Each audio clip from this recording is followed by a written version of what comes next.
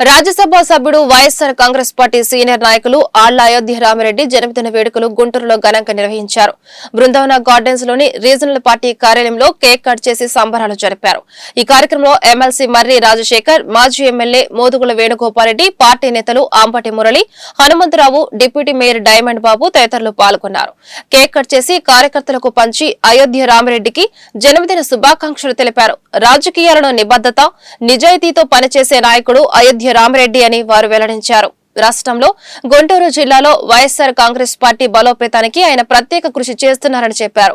అధికారం లేకపోయినప్పటికీ పార్టీ నేతలు, కార్యకర్తలు సమిష్టిగా పనిచేసి ప్రజల మన్ననలు పొంది మళ్లీ అధికారం చేపట్టాలని సూచించారు.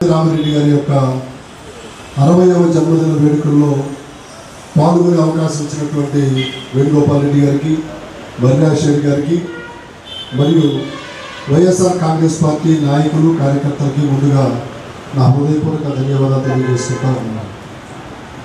అయోధ్య రామిరెడ్డి గారి గురించి మనం ఏది మాట్లాడుకున్నా కూడా తక్కువ. ఎందుకంటే ఆయనను చూస్తే ఒక నిబద్ధత, ఒక క్రమశిక్షణ. మనం ఉదయం 6 గంటలకు ఫోన్ చేసినా ఆన్సర్ చేస్తారు, రాత్రి 11 గంటలకు ఫోన్ చేసినా ఆన్సర్ చేస్తారు. ఉదయం 6 గంటలకు ఏ విధంగా ఉంటారో 11 గంటలకు కూడా అదే విధంగా ఉంటారు. ఒక వ్యక్తి జీవనం నుంచి ప్రారంభమయ్యి ఉన్నత శిఖరాలు అధిరోహించినా కూడా గర్వం అనేది కనపడనటువంటి ఏకైక వ్యక్తి మన గుంటూరు పార్లమెంట్లో మనం చూసేటువంటి అతి తక్కువ నాయకుల్లో అయోధ్య రామిరెడ్డి గారు.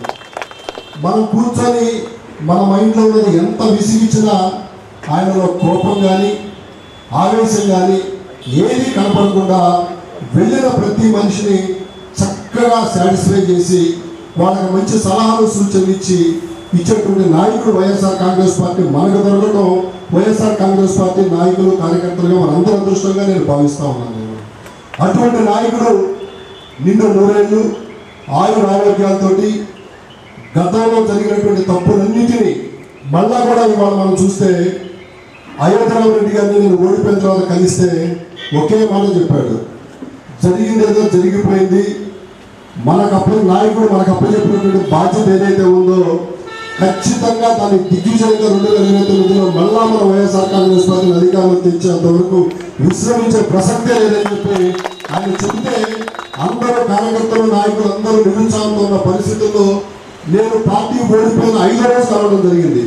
ఆయన నోట్లో నుంచి ఆ మాటలు వచ్చిన తర్వాత ఎంత ఎనర్జీగా అనిపించిందంటే ఇటువంటి నాయకుడే ఈ విధంగా మాట్లాడుతూ ఉంటే మనం ఆయన నాయకత్వంలో మనం పనిచేయటం నిజంగా మనకు అదృష్టంగా నేను భావిస్తూ, నేను ఖచ్చితంగా రాబోయే రోజుల్లో అయోధ్య రామిరెడ్డి గారి నాయకత్వంలో మనం అందరం కూడా కష్టపడి ఆయన ఏ లక్ష్యంతో అయితే మళ్ళా 2029లో వైఎస్ఆర్ కాంగ్రెస్ పార్టీ అధికారంలో తేవాలనే లక్ష్యంతో పనిచేస్తూ ఉన్నాడో ఆయనను స్ఫూర్తిగా తీసుకొని మనందరం కూడా నాయకత్వం నడవాలని చెప్పి మనస్ఫూర్తిగా కోరుకుంటూ ఆయన నిండు 100 ఏళ్ళు ఆయన ఆరోగ్యాలతో ఆ భగవంతుడు దీవించాలని చెప్పి మనస్ఫూర్తిగా కోరుకుంటూ